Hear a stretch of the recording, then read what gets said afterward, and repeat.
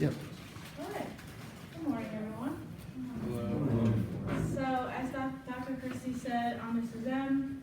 I work over at Eastern with him for the last 7 years. I've had a lot of experience with resumes on my own, doing so much schooling, and it's something that I really enjoy. So I'm always open to any Rowan students that we have, or even the athletes if they want to throw their resume my way. I'm really happy to review it. So I was really happy when Dr. Christie asked me if I would start guest lecturing last year in your guys' class to talk about resumes and cover letters and a little bit of interviewing skills because it's something that I enjoy. So we're going to go over resumes, cover letters, and then we'll break out into an activity, kind of have you guys go over your resumes. We'll break into groups. Half of you will be with me, half will be with Dr. Christie, and then we'll do a little interview skills and activity.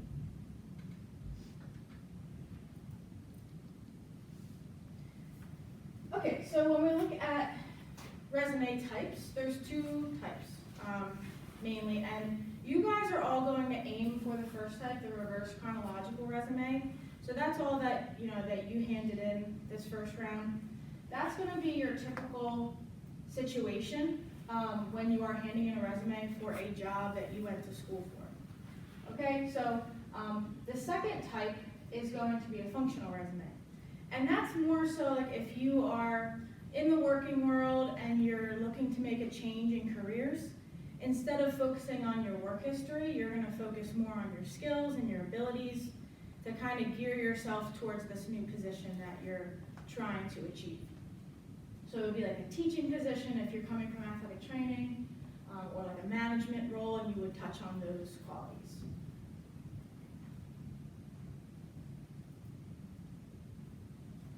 So you might hear of a CV and a resume and think, what's the difference between those two?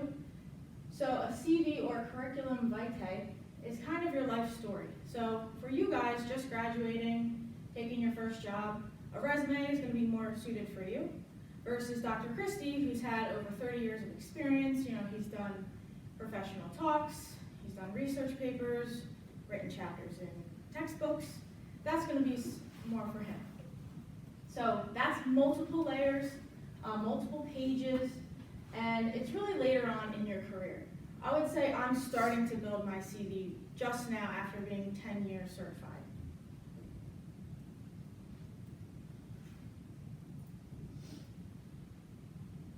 So back to the resume, and we're talking about the reverse chronological order where you're putting all of your different clinical sites, maybe related work, in reverse chronological order from most recent to least recent.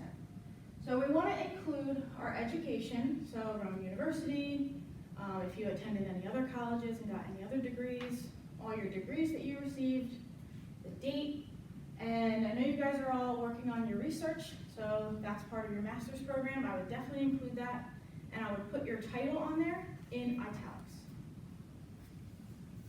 So along with any related work experience, this would be any stuff that you guys do outside of Rowan that's actual work for you, but make sure it's related because we don't want to have, server at whatever restaurant or whatever other kind of work that you guys do outside of here.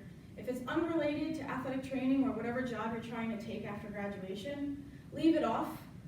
There's a better time for that, but you really want to just focus on the sports medicine aspect if you're applying for an athletic training job. Any related awards you can put on there, special skills and training. I would stay away from personal qualities, so we'll get to that on the do not add list, but stick to more special skills and training specifically. Any associations that you are involved in, so that would be the NATA, the ATSNJ, EATA, and I would spell those out as well, because if you're handing this in to an HR department, or maybe the athletic director is the first person who's going to look at your resume, they may not know what NATA means.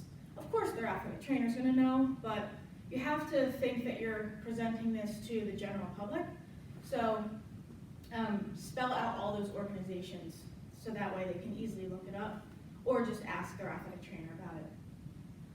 always want to have your references on there, okay? So it's like, it's not great if I have to then like ask you for your references, because it's just another step I have to take. So I would recommend 3 references. If you're doing something athletic training related, I would recommend doing some preceptors on there so they can actually talk about your clinical experience, versus if you have all professors, you know, they may know who you are as a student, but not really who you are as a clinician. And then any potential common interest items related to that job that you're applying for. And make sure your email is professional at the top with your contact information. So I talked a little bit about the leave it out list. So, you know, there's a few things on the resumes that I did see, and it's very, very common for a first draft, so don't freak out if you're like, oh, I put that on there. No worries, we put comments, we put edits, and we didn't grade too harshly, so you have a chance to redeem yourself. So coursework, I know that you guys are told to put coursework on there when you're, you know, giving your resume to your clinical sites, but for a job, that's not that important, because everybody who's graduated with a master's in athletic training has probably taken the same exact courses. So it doesn't really matter to me that your coursework is on there, because everybody's is the same. So keep that off for applying to your first job. Certain group affiliations that aren't, you know, sports medicine related. Any high school accomplishments, and they're very significant to that specific job that you're applying for. So, you know, high school, you kind of use that resume to get into college and maybe some other jobs in college, but now it's time to put the high school stuff away and just focus on anything that you did in college.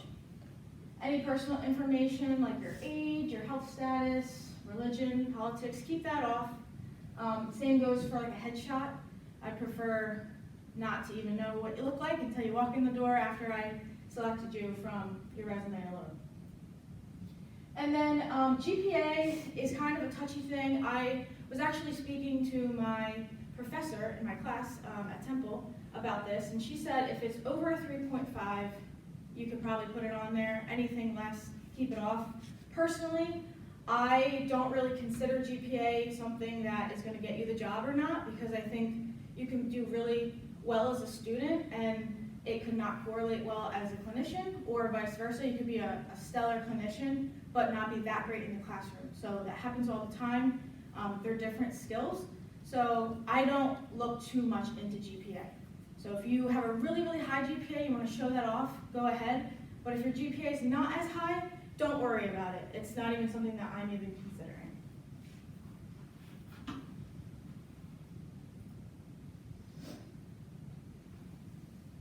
So we want to keep it employer related, okay? So when I talk about that, I'm talking about the skills and the description that you're putting under each of your clinical sites. So if you are applying for a high school, you want to showcase some more detail and specific things in your high school clinical experiences. Okay, so if you're applying to Eastern High School, I'm going to look, do you have high school experience? And like, how in depth did you get there? Versus if you're applying to a college, you really want to highlight on your college clinical experiences. So keep it related to whatever job you are applying for. You want to keep it readable, so this is something that is like huge for me. I love like design layout. We got really good at it over COVID when we had to do a bunch of different documents. So make it something that's appealing to look at. Make sure that it's clearly organized into sections. There's enough white space in there. It's not just one big blob of words. And break it up into bullets. So when you're describing your specific duties or responsibilities that you did at your different clinical sites or jobs, give it some white space in there, give it some readability. And then keep it simple. We want to stick to 2 fonts. I mean, I know you guys did your document design project, so you have like your main font at the top, sans serif, and then with the serif font throughout. So you can just keep it 2 fonts, one for headers, one for the body text. Don't get too fancy because it could get a little overwhelming to read as the reviewer. And you always want to start your bullets with power achieving oriented verbs. So what the heck is that? Here's a few examples of some power verbs. So this is going to be the start of your descriptive bullets underneath of your clinical sites or your jobs that you've done. So you always want to start your sentences with a power verb to show, what you accomplished there or what your responsibilities were as an athletic student. Bless you.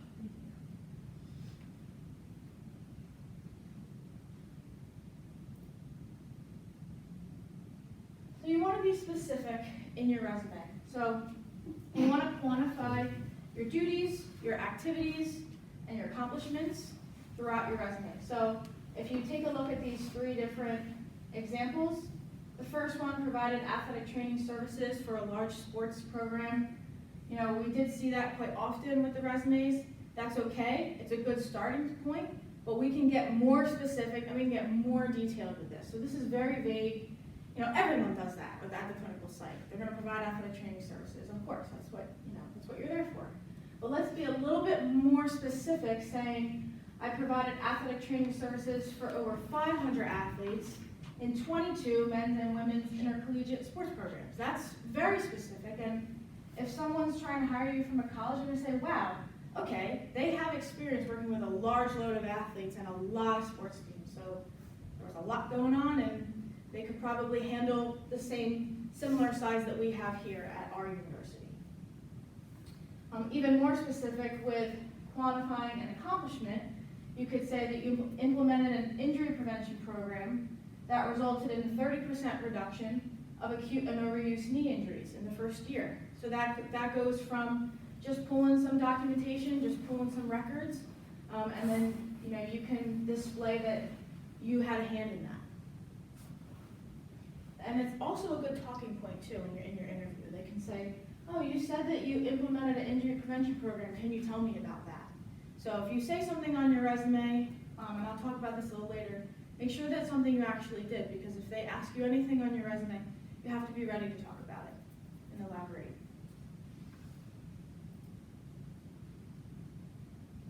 So some other key things that I would recommend is getting help from others. So it's really easy when you're just looking at something on the computer to skip over little words, articles,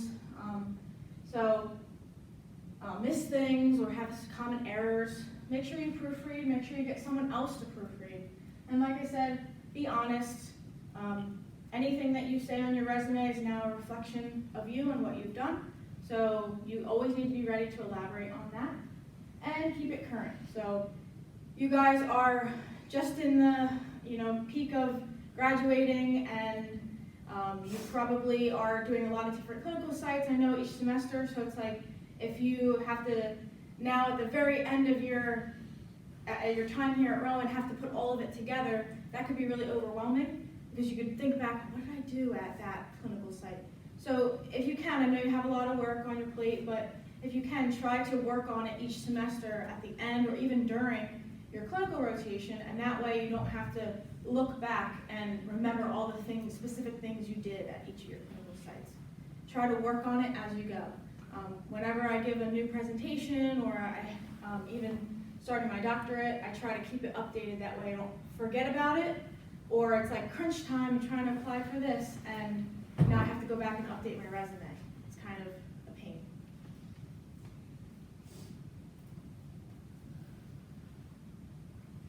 So some of the common mistakes that we see are typos in grammar. Of course, that could be eliminated by having someone else review your resume, maybe 2 people, I would recommend. Too crowded, so I know that you guys are told 1 page max, but it can go on 2 pages, especially if it's the references as well. So if it's 1 full page with references on the second, that's perfectly fine. Just try not to keep it too crowded and make it almost work for us to look at. Too general, like I said, you want to keep it detailed and specific. That means really not giving any specifics or giving any details. Underneath each of your clinical rotations is where you should show what you've accomplished and where you shine. So when I see clinical rotations written out with nothing underneath of there, that really doesn't give me much as to what you did there. So we did see that a lot in this round of the resumes, but you guys have a chance to redo it, add some stuff in there, and show a little bit more significance at that clinical rotation. And then lacking references, I don't think a single person put references on there, and that's okay, because as Dr. Christie said, we didn't give you the syllabus, or the rubric, rather. So don't worry about it. We will put your references on the second draft.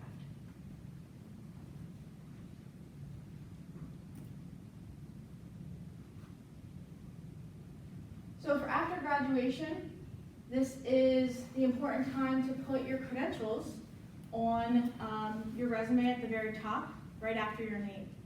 So it would say, you know, for me, Marissa Messina, comma, MS, ATC. For you guys, you're gonna have the same. I was asked about the LAT the other day, licensed athletic trainer. I think as a graduating student, if you just wanna have more credentials after your name, I think that's fine. I personally don't use the LAT, I know Dr. Christie doesn't.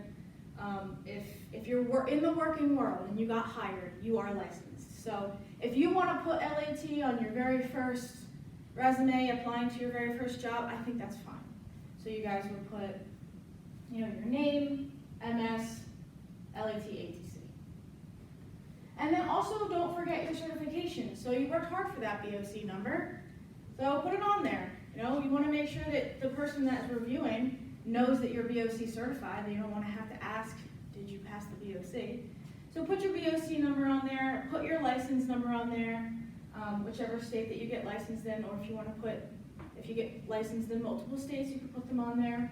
And not sure if you guys have ever heard of an NPI number, a National Provider Identifier number, but this is really something that is popular in a lot of the other health professions. So athletic trainers were encouraged to get an NPI number to stay up to date with a lot of other health professions. So it doesn't cost anything, doesn't take that long. I would recommend getting one. And then if you are, you know, have other certifications related to the job, so of course we all have CPR AED for professional rescuer. When we graduate and go into the working world, make sure you put the organization that that's through, whether that's American Red Cross or American Heart Association. Just specify that on there.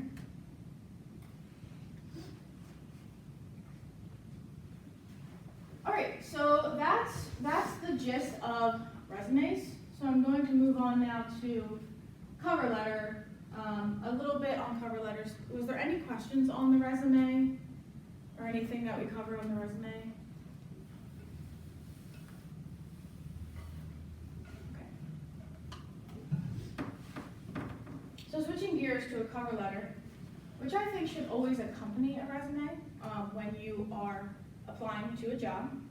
This is a letter to the employer showing interest and kind of bragging about yourself a little bit and saying why you would be a good fit for this job. So you want to keep it brief, okay? It should really only be 3, maybe 4 paragraphs. And it can be broken down simply into these 3 main parts. So first you have the intro. You're going to basically say why the position is great and show your interest in this position.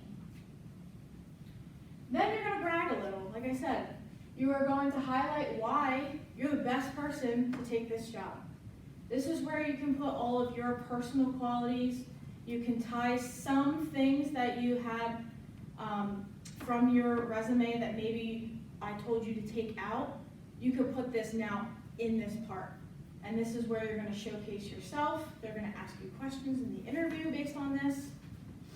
So you really show your strengths for this position in this middle section. And then you have your strong closer. So you're going to request consideration for the employment. You're going to invite them to contact you and basically say why you would be great working together. And always, I haven't really touched much on these little tips on the side. I figured you guys could read them yourself, but always make sure that you are addressing it to a specific person. We hate when we get doctor's notes back saying to whom it may concern. It's even worse with the resumes and cover letters. So find out who may be interviewing you or who is someone who should be addressing this resume and cover letter to, and make sure that you spell their name correctly and use the correct salutation, whether it's Miss, Mr., Mrs., or Doctor.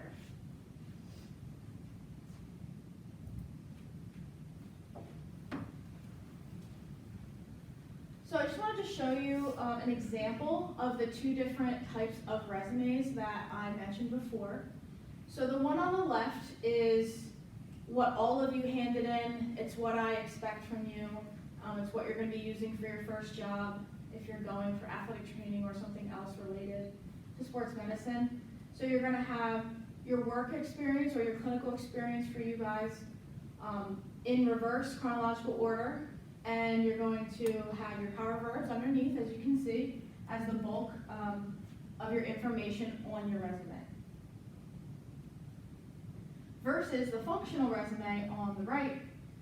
So you can see that they worked as a professor, an athletic trainer, and a manager. So those were their employment. But now they are, I don't know if you can see that up there, but they're applying for a clinical management job.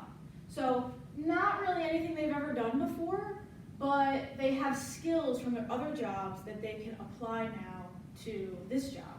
So it's less focused on what their jobs were and more on what their abilities that they took from those jobs.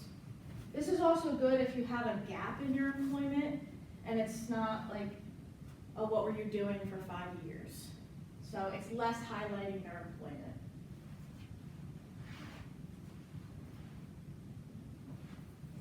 So this is our athletic director, Mr. Pico. We asked him for some insight when he's reviewing resumes and cover letters, and these are a few things that he had to say.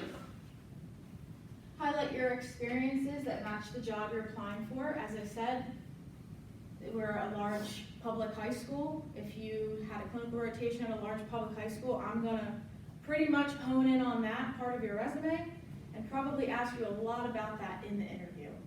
And probably be looking for a little bit of it in your cover letter as well. Point out how you'll use those experiences in the job. So, like I said, everybody's evaluating and taping and doing rehab at their clinical sites. So what's special that you did at that clinical site that's going to kind of shine above everybody else? That's the part where you need to be specific with your bullets. And then be honest. Whatever you say is now your set expectation. So you don't want something to come up in an interview that you didn't really do or you didn't really have a hand in, and so you don't have a lot to speak on that. So anything that you say, be prepared to elaborate, maybe give a little story or background on that.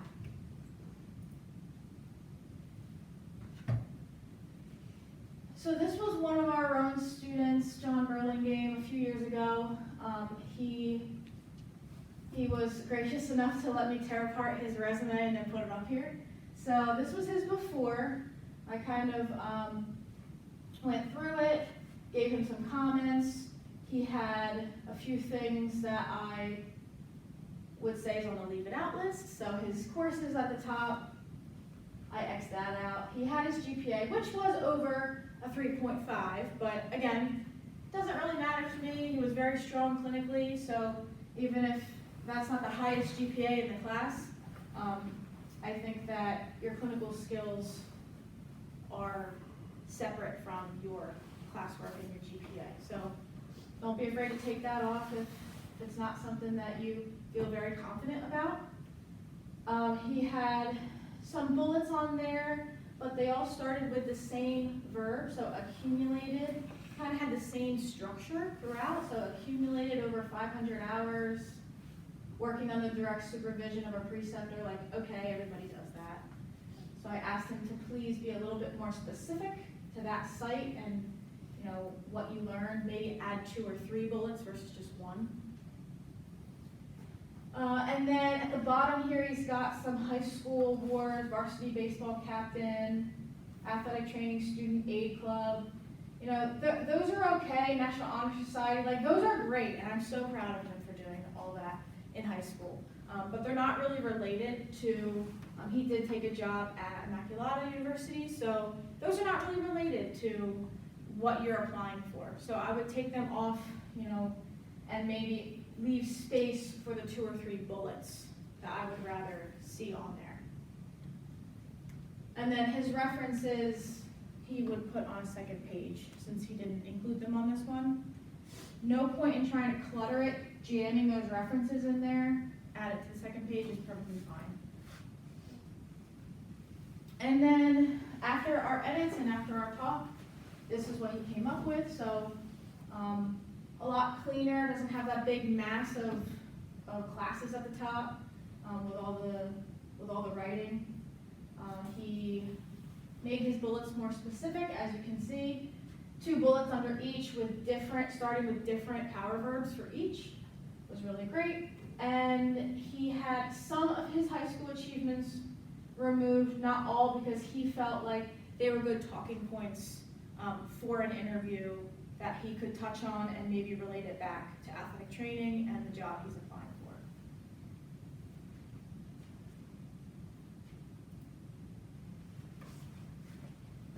for. So sorry these are a little blurry, but you can get the gist of just the layout. You have, I think these are from Canva, and I think you guys have all been exposed to Canva through your document design projects. The Canva is great, I love it. You could also use Word or another document system, but Canva, they have so many different options, and something like this where it's kind of broken up on the left and the right allows you to really utilize the space of the paper versus just having everything left aligned and just being it all together. I think the typical resume looks like that, so get creative if you feel comfortable working with Canva or another document design program. Explore it a little bit, and you can maybe make it a little bit more visually appealing and even stand out from the rest of your classmates when you're handing in your resume and you're up against a few different candidates. So you guys may know Kirsten. She is a 5th year. She is with us at Eastern. She actually missed this class last year, so I got on her and said, I want your resume because I need to take a look at it. So I helped her out. This is her good version, or her latest version. So as you can see, you know, she's got a ton of clinical experience on there. She's got multiple bullets under each. It's hard to see, but they're all starting with her power verbs.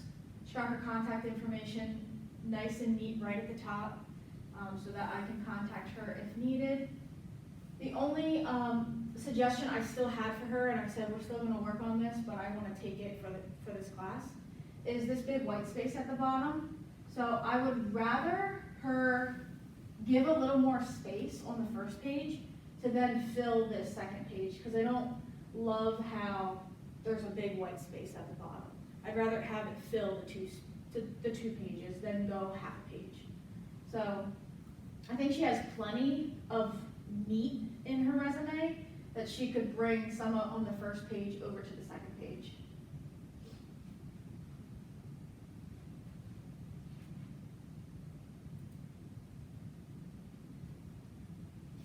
All right, so since we're on the Rockstar theme, we carried that over into the rubric. So you guys will see when I hand them back to you, we have different sections. The first excellent category would be like employer ready. It's ready to hand in today to a job employer. That would be selling out stadiums. Needs a little bit of work, moderate edits, but still pretty good. We got playing gigs at clubs. Needs some significant edits would be your garage band, and then beginner guitar lessons would be either it was missing or needs significant work. So just so you guys know how the rubric was broken up. And then in closing, I want you guys to make your resume eye-catching, okay? So like I said, we have a stack of 12 resumes here, and some were very well laid out, very well designed, and then others were just your typical left-to-line resumes. Nothing wrong with that, but doesn't really stick out as well. Of course, the content on your resume is going to be what I'm mostly focused on, but I'm a very visual person, so when I see a nice looking resume, I'm like, oh, that looks nice. So consider that when you are doing your second draft and going over your resume and your design. Talk about your accomplishments, not your duties, all right? So everybody does the same duties at the clinical site, you know, around the same jobs that you're gonna do when you're a student. So talk about what you accomplished there, talk about what was special about that clinical site. And then we always want to have like 2 reviewers, I would say, because I think that is gonna help catch errors, catch spelling mistakes, and just have someone proofreading your resume or your cover letter is always a great idea to get another set of eyes on it. And get the job.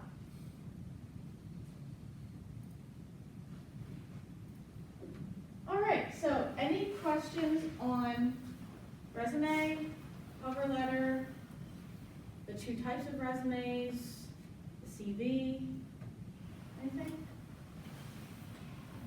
All right, very good.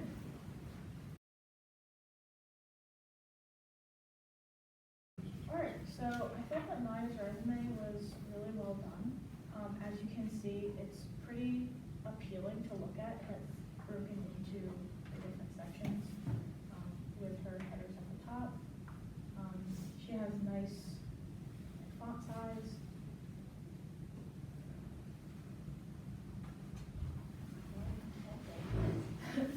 One suggestion I had was to combine her degrees. So because she has both of her degrees from Maryland, I wanted her to elaborate more on the bullets in here. What we were talking about is more space in the again, top. this is common, not Just say, I would see that you yes, and just listing that clinical experience versus really like, how can we small change, tell but more could give you about what you another did line. there, right? So think about Add your different research, things of you can course, pull from different experiences. So at that just experience expand a little in bit on Salem your County, bullet points. what was like your I most wasn't sure if this significant graduate research memory of assistant, if that was your new research things you title. learned or things you did there? Okay. Okay. All right. Of course, she was with us. Yeah, so if this is a different thing that you're working on, you can put it, you can put it in here. I just wasn't sure if that is your study. And then also And then suggested moving it. she showed me how to do it. Yeah, I thought that this was like a well done one, I just wanted to show how you can. So this was combine just your two degrees if observational? you're getting them from the same Okay, place. so maybe a point or 2 under there about how you All right, learn see yours. proper documentation of injuries, new treatment techniques, and maybe 1 or 2 other things that you could quantify there, right? And so then when you went to field hockey, Okay. when you did your residency, So, what stands again, out in terms pretty- of learning pretty, experiences there? Pretty appealing. Your sections. Name, I would say, is a little too large, so just shrink that down a little bit. I really like how you utilize the right column. I think that breaks it up nicely, so it's not just a wall with text. We'll take a look at it, and then we're just gonna go through each I know they're increasing in talk about well, what some was good. 2 people. So, I want your clinical experience, so, you didn't put any of that on there, so if all of these are unrelated, Yeah, so you get rid could of them. start I your mean, power I know bar that could you be work, like maybe you work hard managed, and right? you're Manage the probably working in variety of college, skeletal which is a injuries, hard thing to do, and, heat, you know, you can